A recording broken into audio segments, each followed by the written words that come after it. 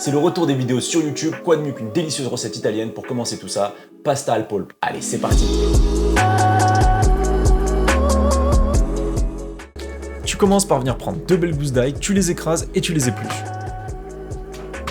Tu viens ensuite les hacher très finement et tu réserves le tout. Pour l'ail, je te conseille toujours d'acheter un ail local parce que l'ail chinois que tu trouves dans le commerce est potentiellement rempli de métaux lourds. Tu passes ensuite à la star de notre plat, la tentacule du poulpe. Tu me coupes la tentacule en deux et tu viens me former des petits dés. Au passage, n'hésite pas à manger du poulpe et du calamar, ce sont deux créatures qui prolifèrent dans nos océans. Tu finis par me hacher très finement un oignon et tu réserves le tout. Dans une poêle, tu viens faire chauffer de l'huile d'olive, tu ajoutes ton oignon et ton ail avec un petit peu de basilic et tu fais suer le tout. Après quelques minutes, tu y ajoutes ton poulpe et tu fais sauter le tout.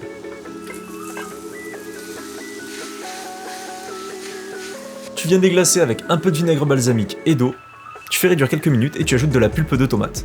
Ici vous pouvez utiliser de la tomate ou de la pulpe de tomate, le mieux c'est en été d'utiliser des tomates fraîches et en hiver d'utiliser de la pulpe de tomate. Vous laissez ensuite mijoter votre sauce, plus elle mijotera, meilleure elle sera. Il ne vous reste plus qu'à lancer les pâtes. Pour les pâtes, la règle elle est simple, 1, 10, 100, 1 litre d'eau, 10 g de sel, 100 g de pâtes. Au passage, n'hésitez pas à me dire dans les commentaires si vous voulez une vidéo pour savoir comment choisir vos pâtes. Psst, n'oublie pas l'abonnement et le like. Une fois que vos pâtes sont prêtes, vous les ajoutez directement dans votre sauce et vous mélangez. Le petit tips pour avoir des pâtes comme au resto, c'est de laisser finir la cuisson des pâtes dans la sauce. Il ne vous reste plus qu'à servir vos pâtes. Vous prenez des baguettes ou un stylo, vous tournez dans votre louche et vous disposez directement dans votre assiette.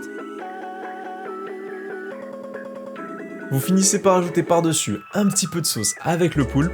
Et pour plus de fraîcheur et de la couleur, on finit par un peu de persil.